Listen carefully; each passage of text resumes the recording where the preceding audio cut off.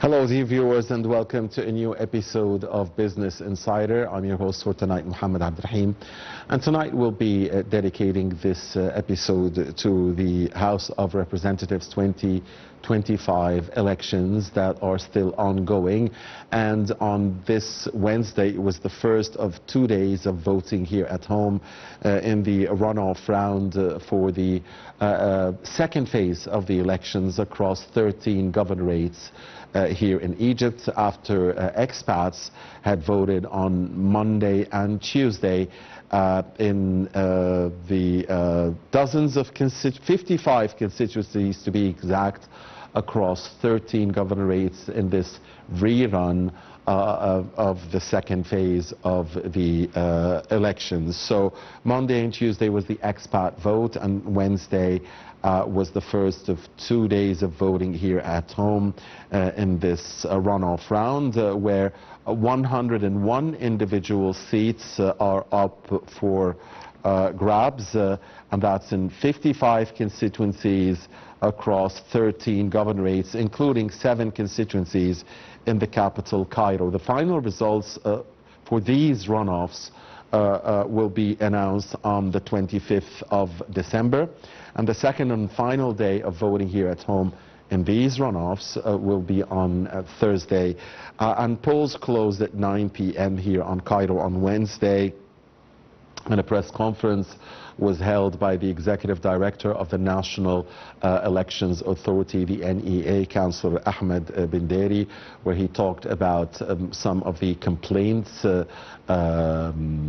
the NEA received, and he talked about the investigations that went into these complaints.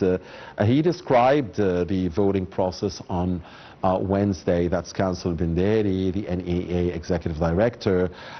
He described the process as one that's running smoothly and regularly in this runoff of the second phase. He said that many of these complaints received by the NEA proved to be not authentic, and that the other ones are still being looked on, and he called on voters to go out there and freely express their opinion and go out there in numbers on Thursday, the second and final day of this rerun. Councillor Binderi saying that this is the best way and the best chance for free and fair elections is for voters to go out there in numbers, calling again on the voters to practice their constitutional rights and choose their representatives and freely express their opinion. The governorates where the second phase runoffs took place in on Monday and Tuesday abroad, and on Wednesday here at home, and will take place on Thursday here at home, are Cairo, القليوبية, الدقهلية, المنوفية, الغربية, كفر الشيخ, الشرقية, دمياط, بورسعيد, الإسماعيلية, السويس, North Sinai, and South Sinai. Again, 55 constituencies in 13 governorates are seeing this rerun, and 101 individual seats are up for grabs, and we expect the electoral process at large to be wrapped up before the 10th of Jan 2026. The elections are being monitored by a number of international organizations, including the Arab League, the African Union, the Organization of Islamic Cooperation, the OIC, the Arab Organization of Electoral Management Bodies, and the Parliamentary Assembly of the Mediterranean, in addition to local civil society organizations and media outlets, and also the National Elections Authority, the NEA, provided multiple facilitations to ease voting, especially for the elderly and persons with disabilities. These included locating most polling stations on ground floors, providing guidance boards and with QR codes for voting information awareness materials, ballots in sign language, alphabet format for the visually impaired, and clear notices to ballots specifying the number of seats to be selected in each district to avoid invalid votes. And with us now, live over the phone, is Dr. Monica William, and she's an international relations expert. Dr. Monica, good evening.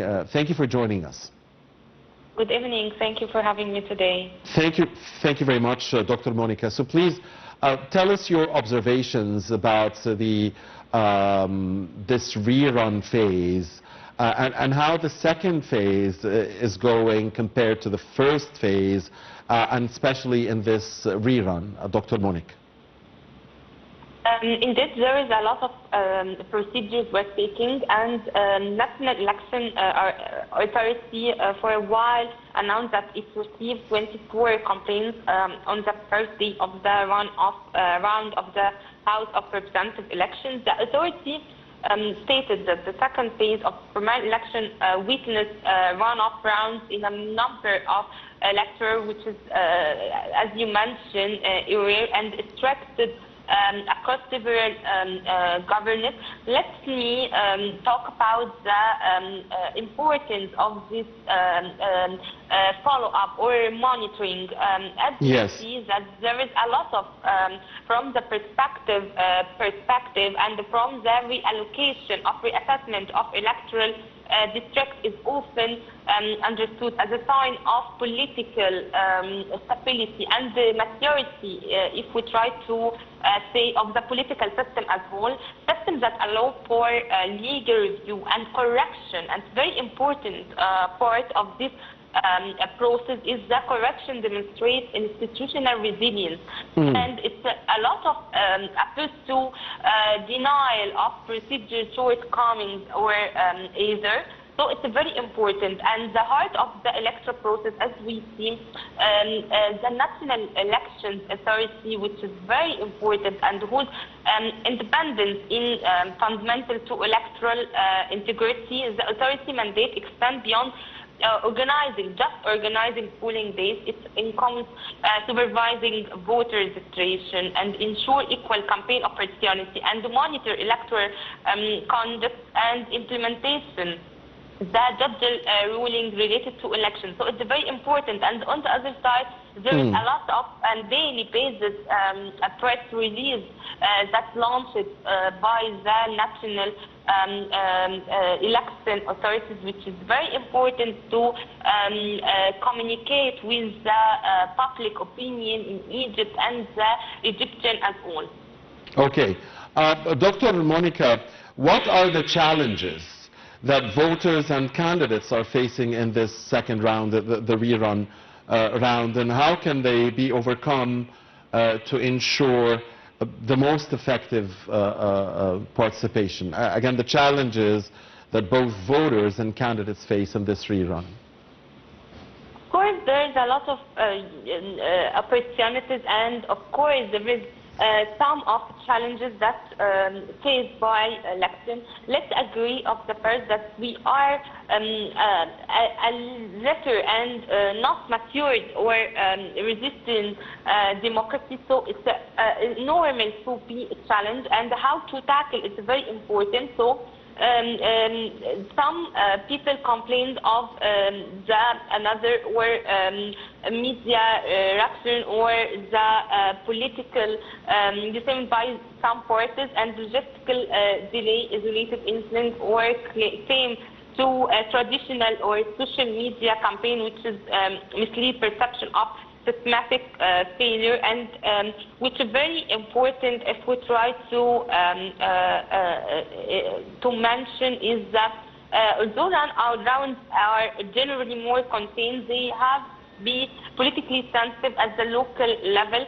Closed contents and high tensions among supporters in some governance and requiring careful security, which is planned and happen on ground between the two different authorities in Egypt or different entities, which is create a vibe or atmosphere, a political atmosphere in Yes. Dr. Monica, the National Elections Authority, the NEA, provided multiple facilitations to ease the voting, especially for the elderly and persons with disabilities, and provided some technological solutions and to make voting an easier process. How do you see that move from the part of the NEA?